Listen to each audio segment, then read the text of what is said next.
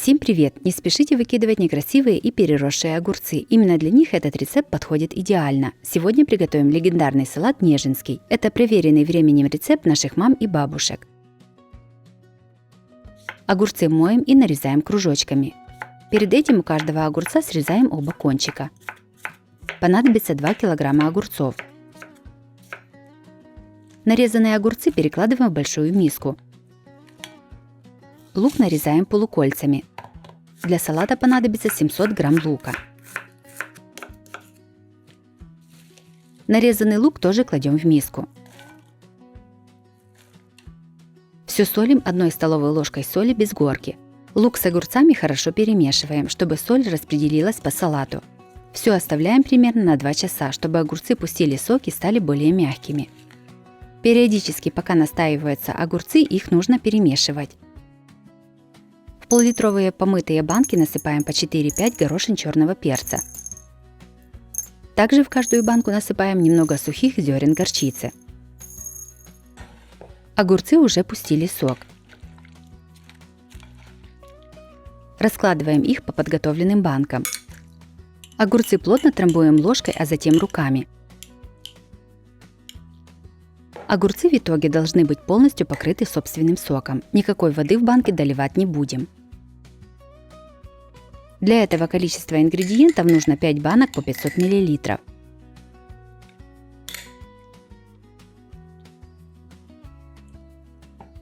Когда банки уже заполнены, заливаем их соком, который остался в миске. В каждую баночку насыпаем 1 чайную ложку соли без горки. Сюда же насыпаем по 1 чайной ложке сахара с маленькой горкой.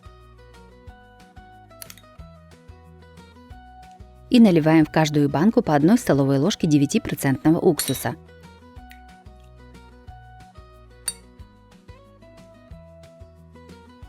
Стерилизуем крышки. Крышки кладем в кастрюлю и заливаем водой. Ставим на огонь. После закипания воды варим крышки 1 минуту и снимаем с огня, а воду сливаем. Стерилизованными крышками накрываем подготовленные банки.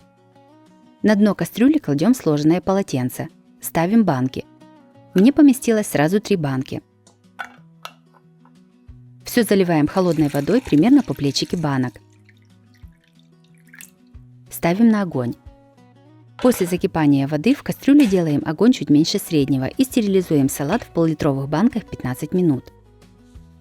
Через 15 минут кипения вынимаем каждую банку и сразу же закатываем.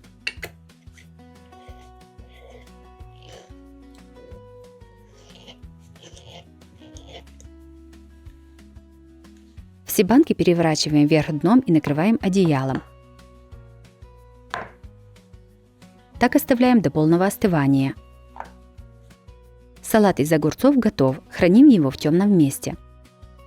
Салат неженский получается очень вкусным, он прекрасно подходит к любым блюдам. Готовится из минимального количества ингредиентов и с минимальными усилиями, а результат всегда отличный.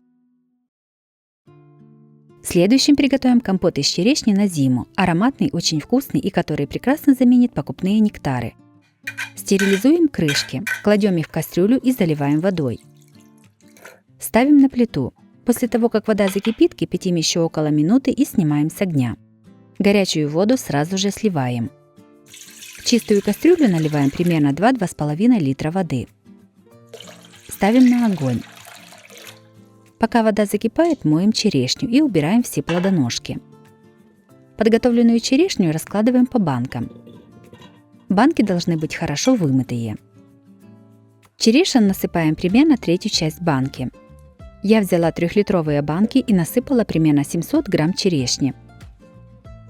Вода закипела. Кипятком заливаем черешни в банки. Немного не доливаем до верха и сразу же накрываем банку стерилизованной крышкой. Даем настояться примерно 5-10 минут, чтобы хорошо прогрелась вся черешня. Прошло 10 минут. В кастрюлю насыпаем 270 грамм сахара. Крышку с банки снимаем и надеваем капроновую крышку с дырочками. Всю воду с банки сливаем в кастрюлю с сахаром. На 3-литровую банку можно брать от 250 до 300 грамм сахара. Сироп ставим на огонь.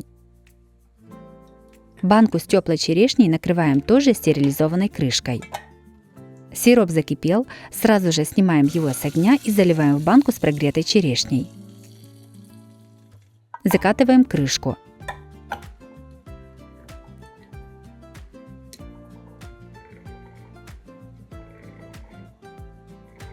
Банку с компотом переворачиваем, по желанию можно укрыть покрывалом. Таким методом закрываем все банки с черешней. Компот из черешни на зиму получается очень ароматным и вкусным. Готовится просто. Такой компот прекрасно подходит как на каждый день, так и на праздничном столе он будет не лишним. Когда я зимой открываю компот, то его еще немного разбавляю водой, так он становится менее концентрированным. Но это по желанию. Обязательно приготовьте такой компот на зиму, это очень вкусно.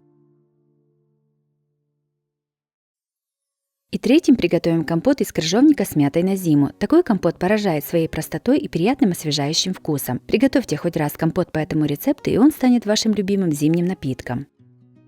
В кастрюлю наливаем 3 литра чистой воды и ставим на плиту закипать. Пока закипает вода, подготовим банку с ягодами и крышки. Крышки с резинками кладем в сотейник, заливаем водой и ставим на плиту. Крышки кипятим 1-2 минуты и сливаем горячую воду. Берем чистую 3-литровую банку и насыпаем в нее 300 грамм вымытого крыжовника. Также в банку кладем достаточно большую веточку хорошо помытой мяты. Если веточка мяты поменьше, то их нужно положить 2. Вода закипела, снимаем ее с огня и выливаем в банку с крыжовником. Сверху банку накрываем стерилизованной крышкой. Так банке даем постоять примерно 5-10 минут. Прошло 10 минут. В кастрюлю, в которой кипятили воду, насыпаем 250 грамм сахара. Банку закрываем капроновой крышкой с дырочками и выливаем воду в кастрюлю с сахаром. Сироп ставим на плиту и даем ему закипеть. Банку в это время желательно опять накрыть металлической крышкой. Закипевшим сиропом заливаем крыжовник с мятой. Сразу же банку накрываем стерилизованной крышкой и закатываем закаточной машинкой. Закатанную банку переворачиваем вверх дном. Накрываем одеялом и оставляем так до полного остывания.